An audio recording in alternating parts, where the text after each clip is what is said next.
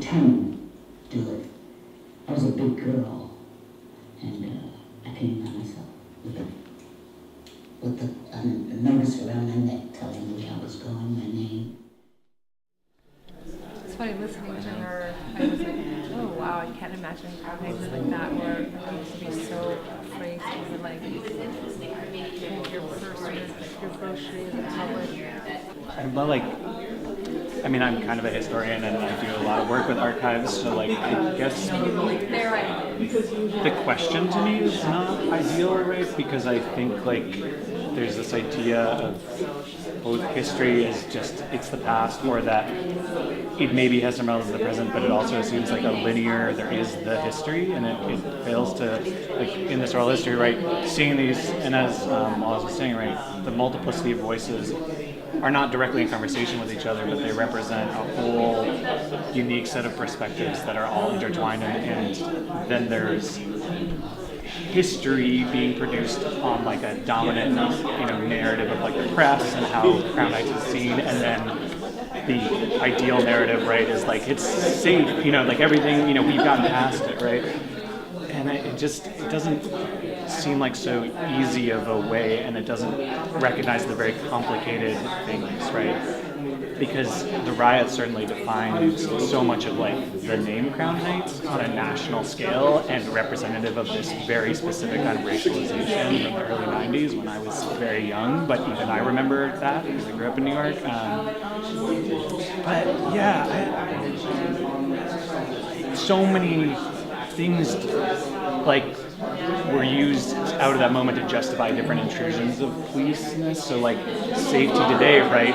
There's nobody grabbing people's purses in the same level, but then there also is I've lived in over now, I guess, 11 years in Crown Heights, and I've lived in 3 different apartments, moving from Franklin to Notion and Park Place to Notion and St. Mark's now, and very early waves of the recent gentrification have always been kind of at the forefront of that movement. And the way that the police has moved not long after I've come into the neighborhood in a very specific way that asserts a dominance and a lack of safety now for older term residents, and especially the way in which police, both the community wants police to be a force of protection, but also it represents so many other things. And I feel I remember when I lived on President and Franklin, not long after they installed a giant mobile police tower that just surveilled the whole neighborhood and made it feel like a prison yard for not me as a privileged white Jewish man, but definitely for people who have a much different relationship with policemen. So I don't know. That's my little rant. It's not to critique what was said in any way. I think more just that it's not. The past doesn't either defines us or it doesn't, but it's so many different experiences, and how some of those are much more representative in the popular narrative of what safety or comfort or something is in a community, especially because people are being so pushed out of a community that they because of gentrification. Anyway. And it was a lot about this sort of protecting the community, or not protecting the community, and I still don't have a sense of how strong those two, it feels like there's a whole other story about the police right now. For me, it was a little missing from that interview that I did, but I'm really curious about how these two communities are still polarized, or and how a new wave of gentrifiers is either uniting these older established communities because there are roots here, or what that's doing to. How do you think the new waves of gentrifiers are uniting these two communities? In terms of a transient community that doesn't have an investment in the neighborhood versus both the Hasidic community and older Black residents in the community. There are roots here. Does that make sense? Uniting maybe and just caring about things that maybe people that are transient in the neighborhood wouldn't care about. I guess, I mean, Like we low, talk- like affordable housing, for instance. I mean, there's a joke where, well, I guess what I think is interesting about Crown Heights is that they talk about the Jewish and the Black problem, and a lot of the people that are from Crown Heights and are Black are from Caribbean descent, and were also part of this movie that came around in the 80s. And I don't think they understood the Jewish community that's been there longer. So, I also did a couple of interviews, and I remember interviewing this one woman that was from Jamaica and had only been in Crown Heights for 7 years, and she didn't understand the history of the Jewish people that lived there. And I thought that was something that's interesting, where there are long-time Black residents, and I think they have an interesting relationship with the Jewish community, and then those of the Caribbean descent, it's different, and it's something that has to be understood there. Which I don't know if that's talked about as often here. Actually, in doing this, I realized my grandfather was born on the edge of Weeksville, and he's Jewish, but was not Hasidic, and I was thinking about also that distinction, of non-Hasidic Jews and Hasidic Jews, and the different history there too. I don't know anything about that, why he ended up here, so it's interesting. He's there's further debate than the divisions. But sorry. No, it's okay. I think there's so many layers, and I think that's why when I wanted to ask the question, are we okay? I think it really depends on, obviously on who you are, and the different communities in this neighborhood are going to have really different responses to that, in part because of layer upon layer of new people coming in. But start wrapping it up. in 2010 and left for a couple of years, and then came back 2 years ago.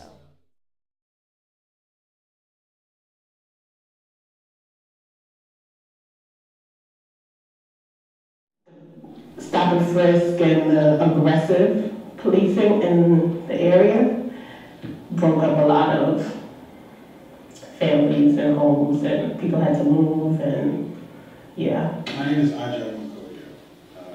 I am 42 years old, born October 28, 1974. Do you ever leave your car unlocked or your pocketbook out? The only thing I think I'd sometimes do is I leave my my bike unlocked when I run in somewhere. Oh, you do? Yeah, and I don't. I remember I had a moment when I was still in Crown Heights, and we knew the neighbors, and they had been there for a really long time. And this woman was retired, and she was always outside looking at the window and would say, "Oh, how are you?" We would chat. And one time I left my bike out. I had to run in and get something, and I came back, and she was really upset. She said, "Don't leave your bike out. I was watching it for you because you should leave it." And it was a kind of a nice moment that she was looking out for me, but I didn't even really think about it. I figured it would be fine, and it was something she saw, and she was worried about it for me. It always feels like it has a lot to do with those great observations about the rent going up and the relationships with police,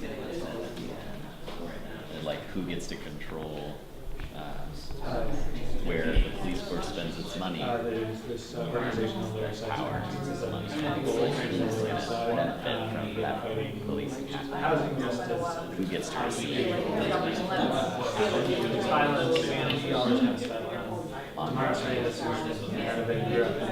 But I am a public defender in Brooklyn, and so I have a lot of clients who live in Crown Heights. So I guess in that way I have some experience and connection with it. And I think, the question is it safer now or before? And I guess the question is for gentrification. Right. And I think they all touched on the fact that it's safe for white people and not safe for black people. Not that it necessarily was safe for black people before, but there are now police here to protect white schools. And then, of course, there's also this layer of being, at a community forum about Crown Heights and about gentrification and policing, and there are a lot of white people here. And I don't know, bad thing or a good thing, but I just think that's an interesting dynamic to also take note of.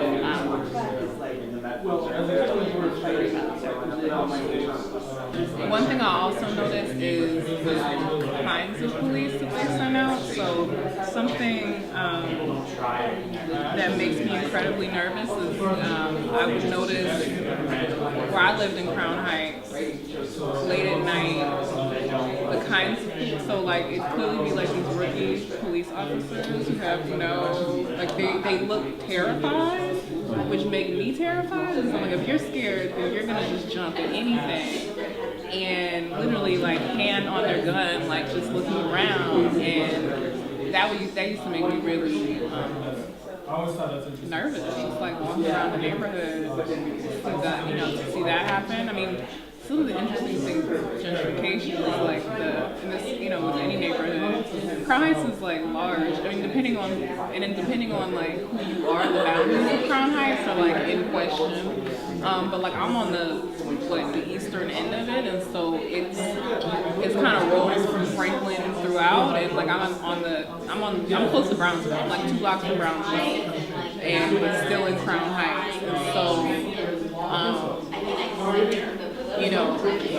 I'm not experiencing Franklin Avenue type level stuff where I am, but you can see it starting to, in terms of gentrification, you can see it starting to happen. I'm also, an important distinction too, being on the other side of Eastern Parkway, like that's another thing in Crown Heights, which we didn't really talk about earlier, but even like, we were talking about the Hispanic population, historically they've been between Eastern Parkway and Empire, and now are starting to go up above Eastern Parkway, and so my block is very mixed in that regard. There's Hasidic folk on my block, Caribbean, Afro-Caribbean, black folk on the block, and we're starting to get some of the new like young white population start very few. This is not Franklin Avenue. So it's just been interesting dynamics with the police in regards to that too, because there's still in the area there's still some drug kind of spots around the neighborhood. I don't feel unsafe, but that doesn't make me feel unsafe. Like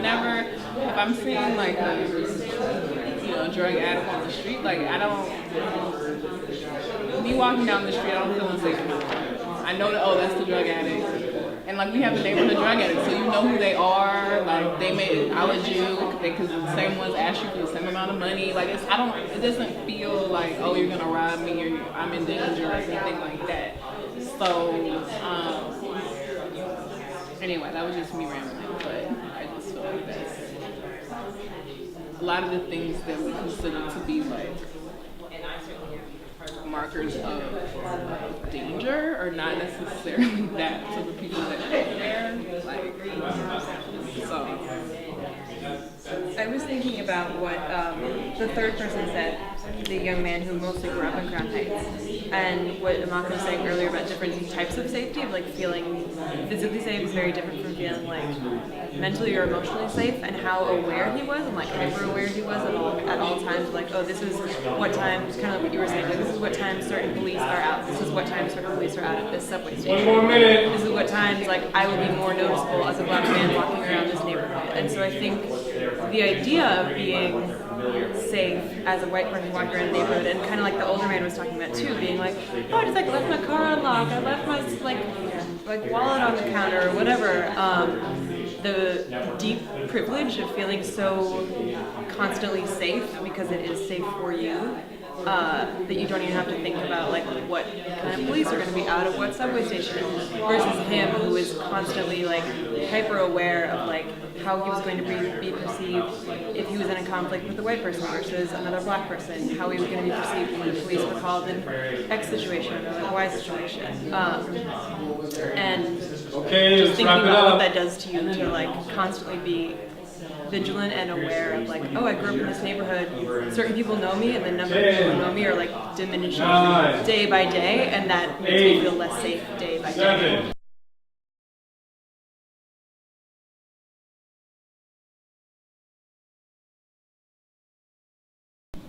And why is that happening? And is it a systematic means of keeping people in their place? And how can a community ever truly be safe if you're always feeling like the man is there to keep you down? And that's not saying woe is me and the white man's keeping me down, blah, blah, blah, but there is some truth to that. I think that the last John said made the most sense. Like, feeling safe in your community is about knowing your neighbors. If I know you, and I know you, and I know you, we're good. I know that I'm okay because I know that you guys are. Like, my mother, growing up, always said, don't take the same people home every day. You don't know who's following you. You don't know who's watching you. And as I got older, I said, why wouldn't I take the same people home every day? Because I know someone's watching me. And when they don't see me, they know something's wrong. And so, being safe is knowing who's there, right? Like, not so much the police. I don't care. Uniform officer, guns come, when there are guns around, I don't feel safe.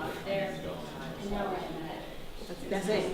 That's the long and short. That's just me. When there are guns around, I don't feel safe. I make sure that's just right. Like, the number of things that could go wrong is way up. My thing is, like, I go to Penn Station 3 times a week, and I see officers.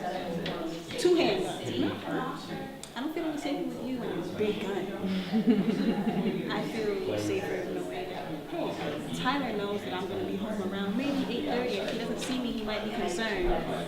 He might knock on the door and say, hey, you okay? Like, I didn't see you. Or if he sees me the next day or 3 days later, hey, I didn't see you the other day. You know, something like that. As opposed to the officer who's on the train or at the bus stop. Like, I'm not concerned about that. You know, I guess every neighborhood has you might say a busybody. This one knows this person knows everything that goes on in the neighborhood. See, I mean, she's dead now. But with the person like her around, you don't even know that she's watching you. She'll tell you exactly what you did. Say, oh, you left at 7:15 this morning. You needed at 7:30. Why were you up? You remind me. Last week I'm walking home by myself we went to a restaurant. He went to go get his taxes finished, and I walked home by myself. And there was a guy sitting on the step, and he yells across the street. He goes, "Where's your dog at?" And I kind of look around. He's like, "That's right." And I was like, "Oh my gosh!" And it gave me this sense of like, oh, maybe we're starting to like be at home. You know, it really, as you're talking, it just reminded me of that. Because most of the time when you yell at the street, you're just like, look down, like, but it was something about like, he knows we have this very funny looking dog. I remember that. She was something else. She knew everything that was happening. Like to a fault. Like the the super and his family lived on the main floor. We had a front door to the building, we had a back door to the building. She lived up on the 5th floor at the front of the building. Carlos left the building at 7-something in the morning through the back door. Hey Carlos, where were you going so early this morning? What? But that's safety, right? Okay, someone's watching, someone's paying attention, and not in a malicious way. Just like, okay, someone's looking up. You think it was like, you never stay. That's what it is. I remember when this police don't ask me about some guy got his photo.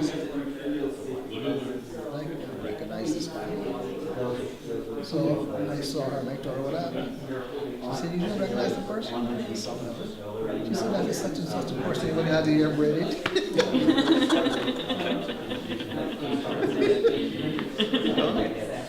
She said, "Yes." She's dead now. Oh yeah, that happened. It's been your experience, Law associations and residents have lobbied to try to get police kennels under block. Without, and it's, it's very, so that they think of that as something that's going to make the block safer. There are different perceptions of safety. And these are long-time residents that are lobbying for that as well. So I think there's also a class issue. Not always just a race issue, perception of police. Headphones on. I was like, I'm not walking down. Headphones on. Are you kidding me? You know? Yeah. What's going on? You know, it's like, Once it you gets want to go dark. knock knock. We were just talking about that. That's just. It's tricky because it just, I think a lot of things in terms of like men, and I have issues with that. But the headphones thing is tricky because I use it on the subway so that men don't talk to me. But then you want to be aware of your surroundings. Right. So it's always this question of like, which way do I go? Right. But I mean, just getting out of the subway with the beats and not being able to hear. And beats are expensive too. Like you kind of lend yourself to getting robbed. I'm like, that's not smart. But you see people really, like what one of the narrators said, leave your purse somewhere. I just look at them like, who are these people? Are they from the heartland where you can trust everyone to not touch your stuff? Because everyone's passive aggressive. Because not here. I'm not doing that anywhere where there's like a lot of people where, oh yeah, I trust you with, no I don't. My bag is coming with me to the restroom, to the security desk, anywhere. I'm not leaving my bag anywhere. Yeah, no, it's very, I was shocked, like, how could you walk down the street with headphones on? Not aware of what was behind you, not really paying attention to what was in front of you. I guess it's like and it was late at night. It was nighttime. It was late at night. And she walked across this block, and I was like, I would live on that block. Oh, okay, okay. But I don't have trust issues. They're just too trusting. Friends of mine, host parents would have allowed them to walk around London by themselves. And so in that way, my privilege granted me Okay, 1 minute left, please. And comfort that I didn't even think about until I was questioned and told, don't ever do that again, because that could be unsafe. So I don't know, it just makes me think about the privilege and the sort of interplay of privilege and safety and our own sense of that in community. Did you change your behavior afterwards? I think I asked for permission. I think I said, can I do this? Because it's actually one of the most enjoyable things, a part of the experience, was just to go and to take those photos. So I don't think I only changed how I did it, but I don't think I actually changed doing the behavior itself. It's interesting. Just interesting that that one conversation would sort of it shifts your whole idea of yourself and your safety in a certain place, and that's really And I think that like also. Oh, like were you in high school or in college? In college. I just feel like it's also like there's this sense in which.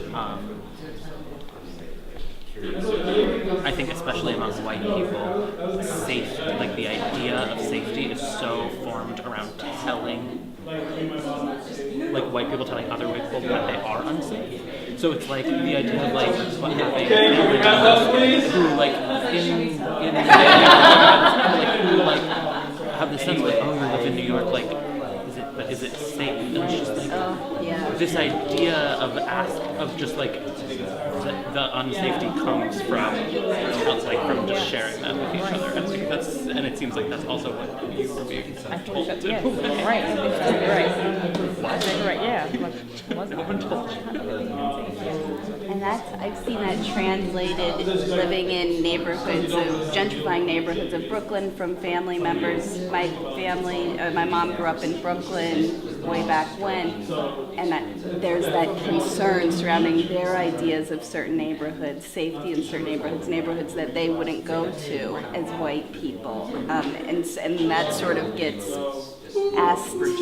projected onto me of, well, you live in that neighborhood, well, you know that was a neighborhood, as if the neighborhood didn't even exist in their New York City, and it's such a strange conversation to I would love to have you keep going, but I know you want. When we first had this conversation with Brooklyn Historical Society, we thought about the different issues in Crown Heights that are on people's minds, that are shaping the neighborhood and shaping our lives. And the Brooklyn Movement Center actually is doing organizing around police accountability. We are part of a citywide community sort of police accountability coalition. We also are organizing a cop watch here in Crown Heights. So that's one thing. That's why it made a lot of sense for us. But for Crown Heights, it also made sense to have this conversation because I think Crown Heights is unique in many ways. One, in the sense that there was this thing that happened some years ago that has helped to define Crown Heights in a lot of people's, in the public imagination. And you've seen the way people have responded, well, even before I put air quotes around riots because we all have different ways of describing it. But what is really interesting about Crown Heights is how many sort of areas where citizens, or I shouldn't say citizens, but residents have come together to address public safety on their own. I just mentioned, for instance, they were organizing a cop watch. You heard earlier from a gentleman who's part of an auxiliary police unit. Also, we know that in Crown Heights, there is a patrol that is organized by Hasidic residents. So, you've got this confluence of all these different people, plus the police, who have a very storied history in central Brooklyn. So we wanted to kind of like look at that, take it apart, and really help define, again, what public safety means.